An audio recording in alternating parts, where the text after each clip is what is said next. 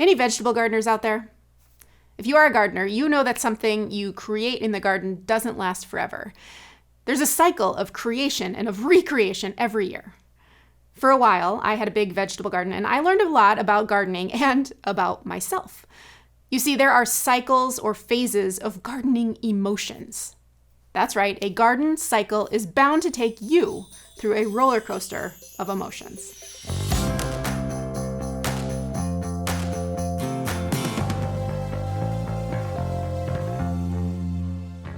Here's what I mean. When you garden, you start by tilling up the soil each spring, which is a lot of work, but that, along with planting, gives this great feeling of satisfaction. You see the black soil emerge, it's teeming with worms, you rake it down, you get those seeds covered up in their neat little rows. Then you experience this phase of consistent watering, constant watering to get things going. You watch the weather like a crazy woman and make sure you're supplementing water when it hasn't rained, and you have the feeling of worry or fear that all of this work might turn into nothing. And then eventually the seedlings, they peek through the soil and you experience excitement at the birth of these new little green babies. And then things eventually start to grow, and gardeners always encounter the feeling of devastation. When you walk outside one morning and you find out that the rabbits or the deer got into half of your garden, sometimes you end up having to start from scratch and replant the things that were destroyed. You experience irritation at pulling never-ending weeds. There are a million of them. But then, no matter how many ups and downs, you experience overwhelming joy when those vegetables and the fruits show up on your plants. Okay, this might sound a little dramatic if you're not into gardening, but bear with me for a minute, because I think a cycle like this, thinking of a cycle like this, actually helps us understand what's going on today in Exodus 13 and 14. In chapter 13, it picks up right where we left off in chapter 12. Remembering what God has done for the Israelites by honoring certain festivals and rituals. The people had fled Egypt so quickly after God brought the final plague to Pharaoh and the Egyptians that their bread doesn't even have time to rise.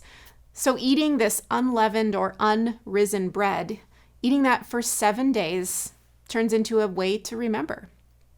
And now the Israelites are on their way. I love one translation of verse 18 that says, "So God led the people in a roundabout way through the wilderness."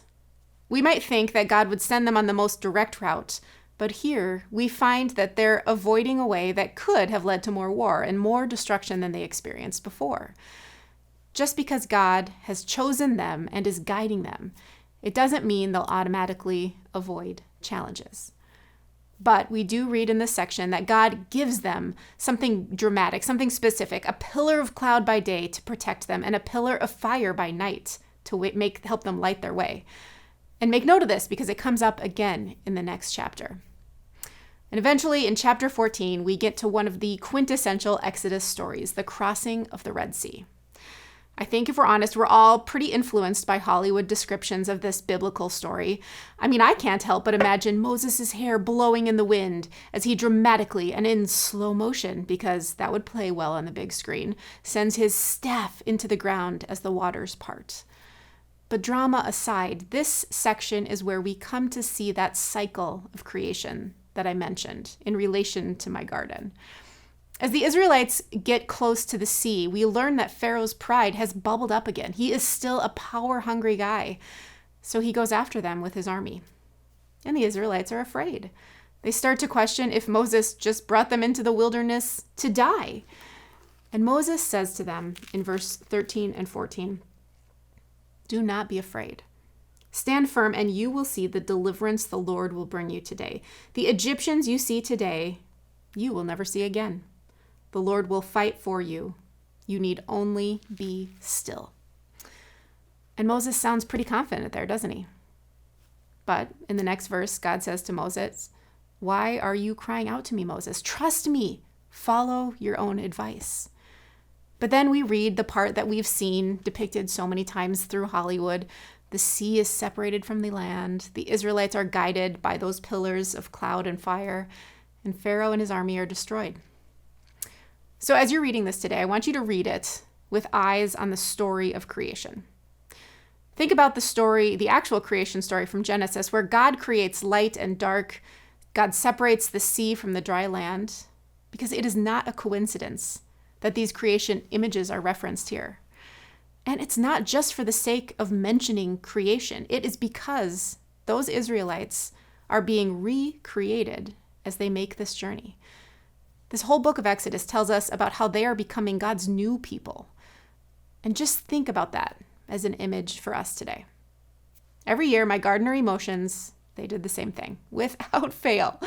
Even though every single thing I learned, I could have been predicted in a gardener's almanac. My collective memory should have been reminding me, but I still experience that roller coaster ride when it comes to creation and recreation.